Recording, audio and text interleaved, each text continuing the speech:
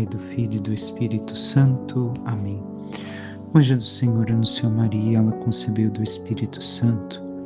Ave Maria, cheia de graça, o Senhor é convosco. Bendita sois vós entre as mulheres, e bendito é o fruto do vosso ventre, Jesus. Santa Maria, Mãe de Deus, rogai por nós, pecadores, agora e na hora de nossa morte. Amém. Eis aqui a serva do Senhor, faça-se em mim segundo a vossa palavra. Ave Maria, cheia de graça, o Senhor é convosco. Bendita sois vós entre as mulheres, e bendito é o fruto do vosso ventre, Jesus. Santa Maria, Mãe de Deus, rogai por nós, pecadores, agora e na hora de nossa morte. Amém. E o Verbo divino se fez carne e habitou entre nós. Ave Maria, cheia de graça, o Senhor é convosco. Bendita sois vós entre as mulheres, bendito é o fruto do vosso ventre, Jesus. Santa Maria, Mãe de Deus, rogai por nós, pecadores, agora e na hora de nossa morte. Amém. Rogai por nós, Santa Mãe de Deus, para que sejamos dignos das promessas de Cristo. Oremos, infundi, Senhor, em nossas almas a vossa graça, como vos pedimos, para que nós, que pela anunciação do anjo viemos a saber o mistério de vossa encarnação, paixão e morte de cruz, cheguemos um dia à glória eterna dos céus, pelo mesmo Cristo, Senhor nosso. Amém. Caríssimo irmão e irmã, hoje nos encontramos para meditar a liturgia da sexta-feira da primeira semana da Quaresma. Ouçamos o que o Senhor tem a dizer a nós através do profeta Ezequiel, porém façamos uma breve introdução. Os versículos que hoje nós lemos é de 21 a 38. Então, os primeiros 20 versículos deste capítulo foram pulados, até pelo tempo da liturgia não se prolongar em excesso. Mas, se quisermos, depois leiamos a tempo em casa. Fala justamente esta primeira parte da leitura da responsabilidade pessoal. O reconhecer-se responsável pelos seus pecados. E lá são nomeados idolatria, adultério, impureza, opressão, avareza, injustiça. Resumindo, de uma certa forma, o código deuteronômico. E, depois de tudo isso, nestes versículos que hoje lemos e meditamos, justamente Ezequiel vai tocar no ponto do valor da conversão de cada um de nós. Depois de reconhecer a sua responsabilidade pessoal, a minha e a tua, vem a pergunta: se nós devemos carregar as consequências do pecado, tem algum lugar para o arrependimento? Ezequiel vai responder justamente com as palavras de Deus em uma das fórmulas mais belas que escutaremos justamente no versículo 23. Ouçamos e vamos assim também meditando este texto que se coloca diante de nós. Assim fala o Senhor: se o ímpio se arrepender de todos os pecados cometidos e guardar todas as minhas leis e praticar o direito e a justiça, viverá com certeza e não morrerá. Primeiro versículo, o Senhor já está nos indicando. É necessário somente o arrependimento? Não. O arrependimento de tudo o que cometemos de errado. E para isso devemos de criar consciência, conhecendo a palavra, a vontade de Deus, os ensinamentos da fé, de tudo o que cometemos de pecado e nos arrependermos verdadeiramente. Mas não basta isso.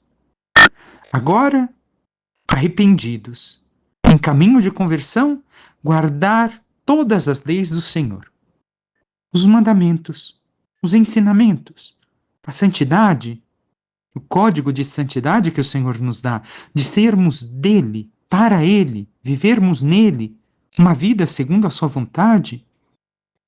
Praticar o direito aqui seria a justiça humana. E a justiça é o quê? Viver totalmente nos braços de Deus. Vivermos aquilo que Deus nos pede, a sua santidade. E assim diz o Senhor, viverá com certeza e não morrerá. Aqui não trata da morte física. E não tão somente da morte eterna, mas da morte interior. Porque muitas vezes conhecemos pessoas, ou somos nós essas pessoas, que estamos vivas fisicamente, mas interiormente mortas. Não há uma mudança de vida. Não há uma vida verdadeira dentro de nós. Somente uma casca. Então, se queremos viver, é necessário arrependimento, praticar as leis, os mandamentos do Senhor, o direito, a justiça humana, que procede da santidade de vida, da justiça divina. Sigamos. Nenhum dos pecados que cometeu será lembrado contra ele. Viverá por causa da justiça, da santidade que praticou.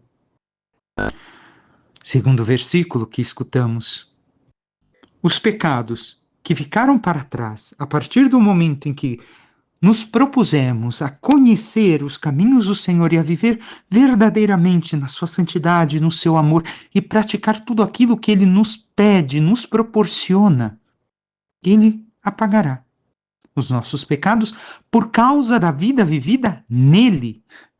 Não da justiça humana, mais uma vez, a justiça que trata de seguir os mandamentos e viver em unidade com o Senhor, em união, em amor com Ele, em amor aos irmãos, não é a mera justiça humana. Então, se nós vivermos assim, uma vida transformada, convertida, o Senhor esquecerá daquilo que praticamos, de quem fomos.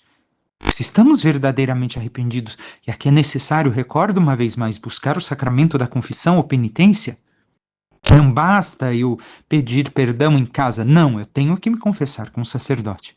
O Senhor apagará tudo isso, por quê? Porque vivemos na sua santidade. Isso é possível? Sim. Olhemos os santos que passaram por um processo de conversão, de pecadores a santos. Chegaram à santidade porque eram santos desde a infância? Não, porque se colocaram nos caminhos do Senhor. E nós o temos feito. E aqui está a frase belíssima, a fórmula belíssima da misericórdia divina para conosco.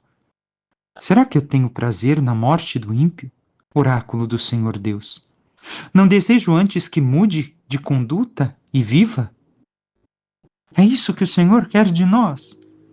Ele não fica alegre que abandonemos os caminhos dele e nos percamos no caminho da maldade, do pecado, do erro, da ignorância, mas sim que nós nos convertamos, ou seja, mudemos a nossa mentalidade e vivamos para ele e sejamos santos como ele nos pede. Assim, ele se alegra em nós. Isto é a sua alegria.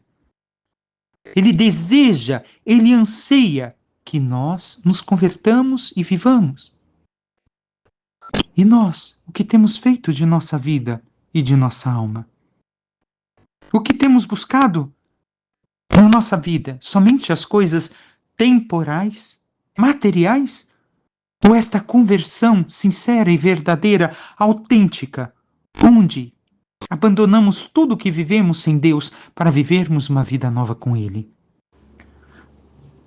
Seguindo o texto, nós escutamos um porém, um mas.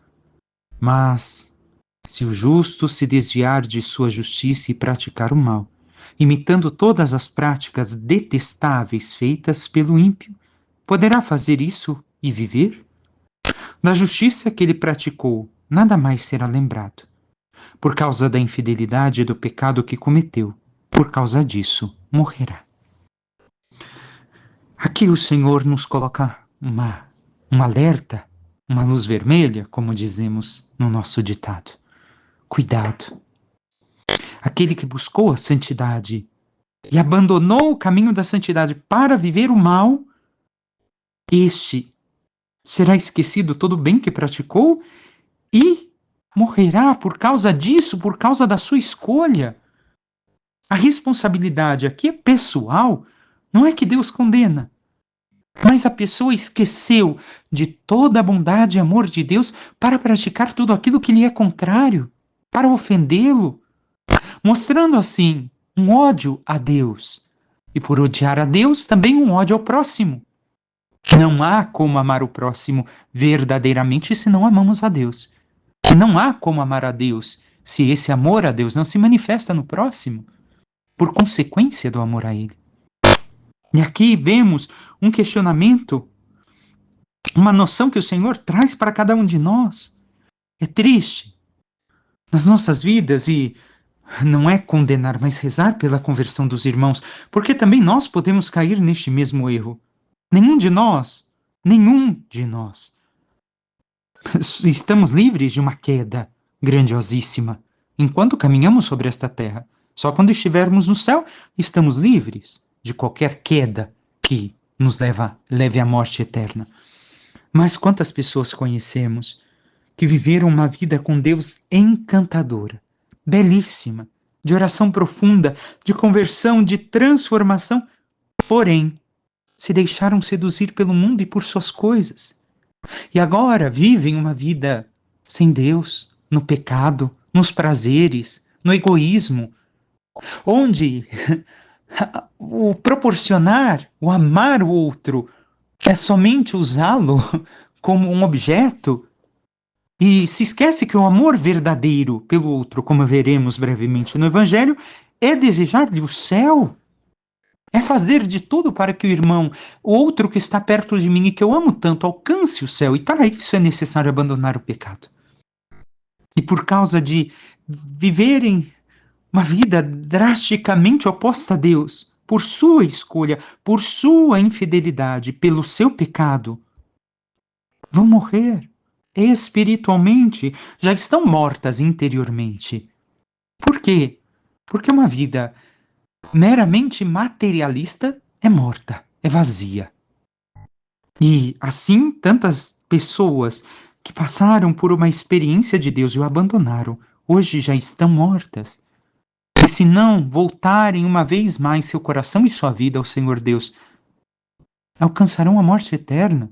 É triste dizer, mas é o Senhor que diz, não é o Padre Rafael, não é a igreja. São as próprias Escrituras, o Senhor já no Antigo Testamento. Ai, mas Deus é misericordioso, sim, e justo. Deus pede o perdão, aliás, unido ao perdão de Deus, que Deus concede aqui, como ouvimos, que Ele quer nos dar, está a necessidade da conversão do homem, a vida de santidade. E por isso Ezequiel tantas vezes vai falar aqui no texto, ao longo de todo este capítulo, na necessidade do sacramento da penitência. Ainda que não existia sacramento naquela época da penitência, mas desta necessidade de buscar o perdão de Deus. E nós o temos feito. Como tem sido a nossa vida? Nestes dias que já percorremos da Quaresma, estamos nos esforçando por sermos um pouco melhores do que ontem? Não seremos santos da noite para o dia, mas o nosso esforço é diário, é contínuo. Mas vós andais dizendo, a conduta do Senhor não é correta. Ouvi vós da casa de Israel. É a minha conduta que não é correta ou antes é a vossa conduta que não é correta? Quando o justo se desvia da justiça, pratica o mal e morre, é por causa do mal praticado que ele morre. Quando o ímpio se arrepende da maldade que praticou e observa o direito e a justiça, conserva a própria vida. Arrependendo-se de todos os seus pecados, com certeza viverá, não morrerá. O que o Senhor indica, neste último trecho que escutamos, o Senhor nos alerta aquilo que muitas vezes, de maneira até desapercebida, em alguns momentos da vida fazemos. E a culpa é do Senhor. O Senhor está errado ou nós? É o Senhor ou nós que estamos errando com a conduta de vida que temos? Com o falso amor que apresentamos aos demais e ao próprio Deus? Porque no fundo, não é um amor autêntico, livre, desapegado, sem procurar nada em troca. É Deus que está errado ou somos nós que queremos viver no pecado e querer que Deus ainda aprove, abençoe o erro que nós estamos vivendo e que nós sabemos que vai nos condenar segundo aquilo que aprendemos na fé? Somos nós que estamos errados ou Ele? Se nós continuarmos sem esforçar para sair do erro e viver a justiça, ou seja, a santidade, nós morreremos eternamente. Interiormente primeiro, eternamente com a morte física. A escolha é nossa. Agora, se nós reconhecemos quem somos, pecadores, pequenos, falhos, e nós busquemos viver segundo o coração de Deus, amando-o verdadeiramente, conformando a nossa vida à sua santa vontade, nós alcançaremos a vida eterna. E qual escolha temos feito? Qual vida temos vivido? Porque, infelizmente, muitos cristãos vivem na igreja, mas, fora da igreja, vivem como se não tivessem fé, como se não importasse os ensinamentos da fé que Deus deixou nas Escrituras e deixou através de seu Filho amado e dos santos e da igreja. Passemos brevemente pelos Salmos 129 e 130. Se levardes em conta nossas faltas, quem haverá de subsistir? Este é o Salmo de Profundis, rezado justamente no ofício de leituras dos fiéis defuntos. Das profundezas eu clamo a vós, Senhor, escutai a minha voz. Vossos ouvidos estejam bem atentos ao clamor da minha prece. Se levardes em conta nossas faltas, quem haverá de subsistir? Mas em vós se encontra o perdão, eu vos temo e em vós espero.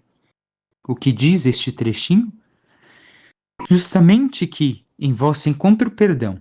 Nele está o perdão de nossas faltas. Eu vos temo.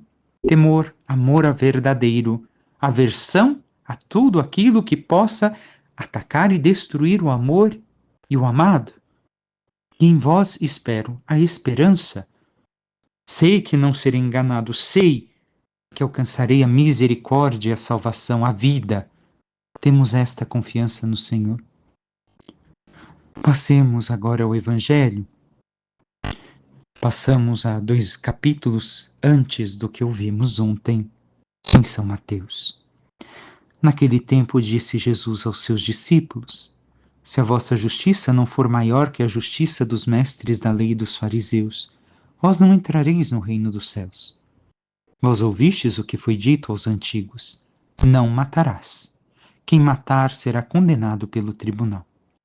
Eu, porém, vos digo: todo aquele que se encoleriza com seu irmão será réu em juízo. Quem disser ao seu irmão patife será condenado pelo tribunal. Quem chamar o irmão de tolo será condenado ao fogo do inferno. Portanto, quando tu estiveres levando a tua oferta para o altar e ali te lembrares que teu irmão tem alguma coisa contra ti, deixa a tua oferta ali diante do altar e vai primeiro reconciliar-te com teu irmão. Só então vai apresentar a tua oferta.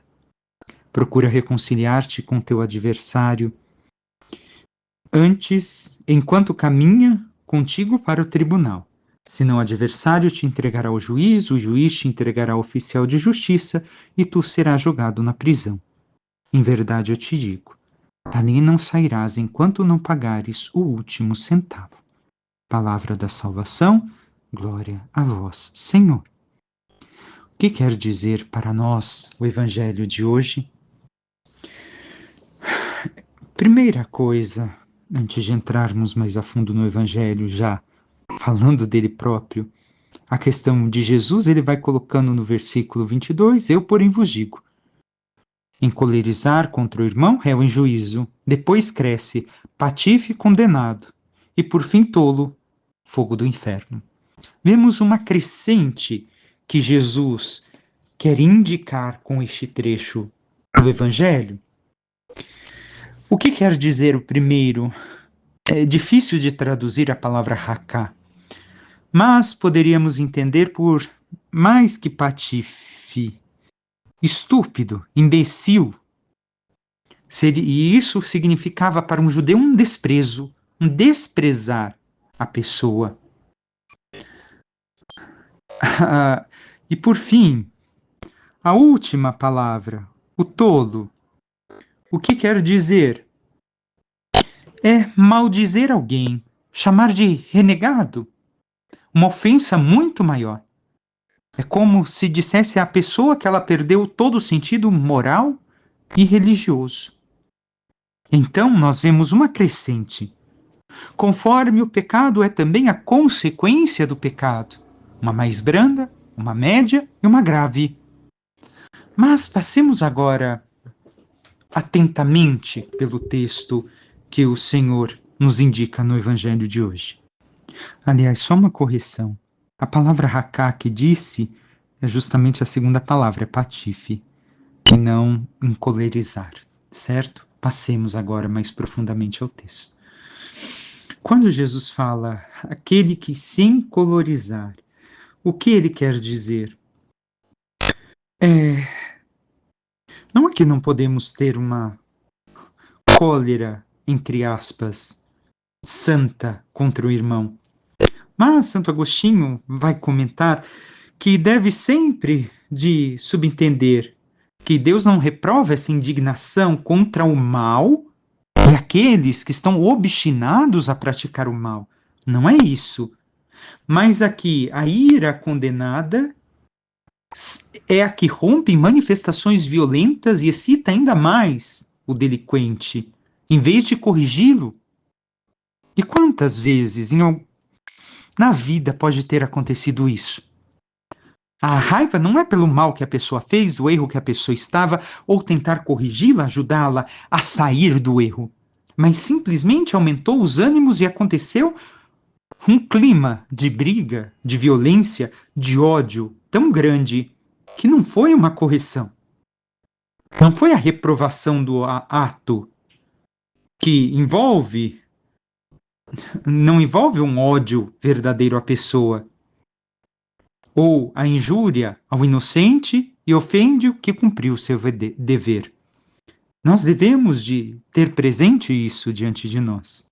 Ainda devemos de ter presente diante de nós uma vez mais que as palavras empregadas aqui por Jesus é que a ofensa, a pecado contra a caridade, o leve terá uma pena leve, a grave terá uma grave punição. E o sentido dos versículos de Jesus, que traduz e recorda, uma vez mais falo, Jesus atualiza ou nos mostra como verdadeiramente viver o mandamento de Deus de uma forma mais profunda, não superficial. Mandamento é: não matareis. Eu, porém, vos digo. Agora nós devemos de viver o que Jesus nos disse, porque Ele é a lei em pessoa. Ele é Deus feito homem. E ali o que ele diz?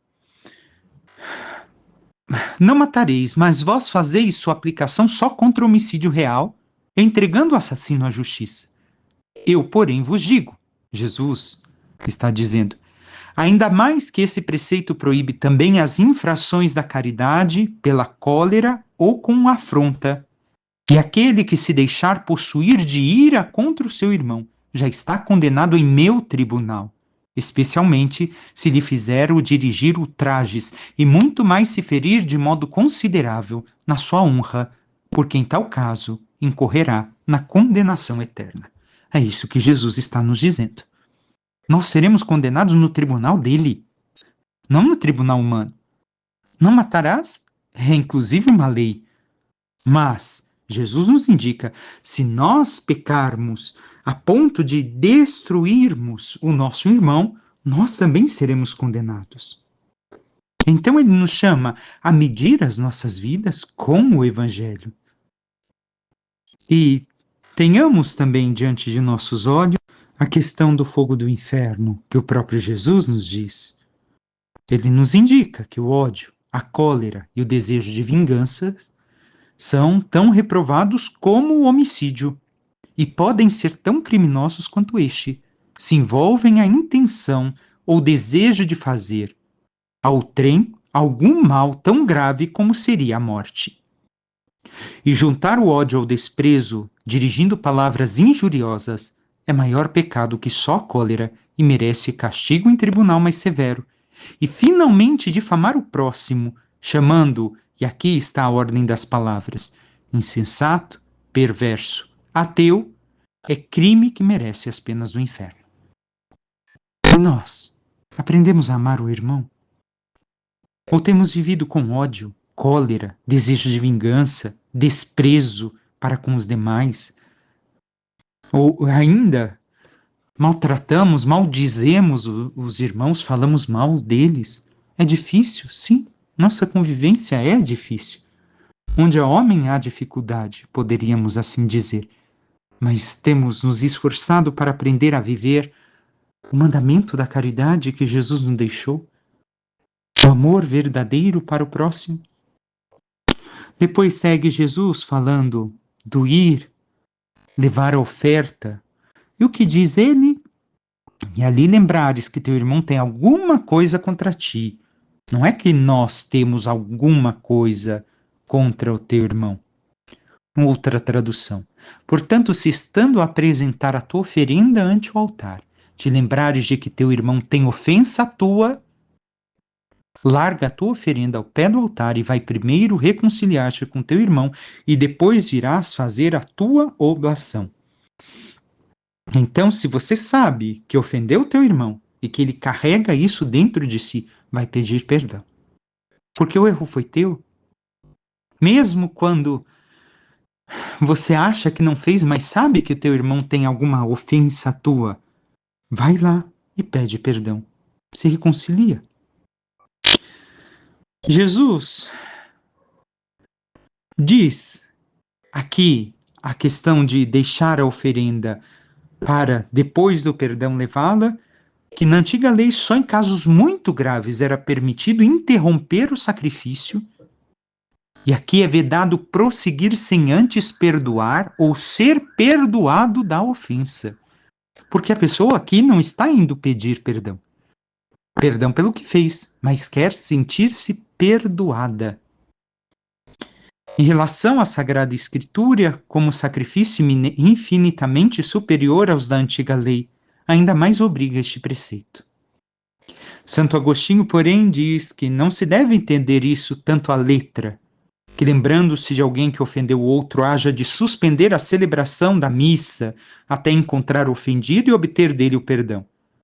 O imprescindível para nós é que o ofensor, aquele que ofendeu, se disponha sinceramente a reparar a ofensa e fazer-se perdoar. Reparar a ofensa que nós fizemos ao outro para que possamos ser perdoados. Como é difícil, não? Seguir a Jesus nunca foi fácil. Quem diz que é fácil ser cristão, ou é porque já está profundamente submerso na vida da graça, e louvado seja Deus que está neste caminho, ou é porque está vivendo um falso cristianismo.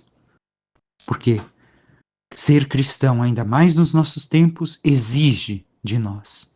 Ser cristão é exigente.